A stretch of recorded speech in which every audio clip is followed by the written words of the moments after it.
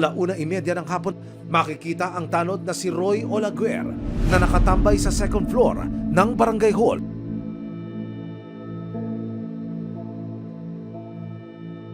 Palingalinga si Olaguer na tila nagmamasid kung may daraan na tao. Maya-maya pa, nang makakuha ng tiempo, tinabihan niya si Jasmine na nagse-cellphone habang nakahiga sa pinagdugtong ng mga upuan sa loob ng barangay hall. Ang sumunod na ginawang pangmumolestya ng tanod sa musmos na resibuhan ng CCTV.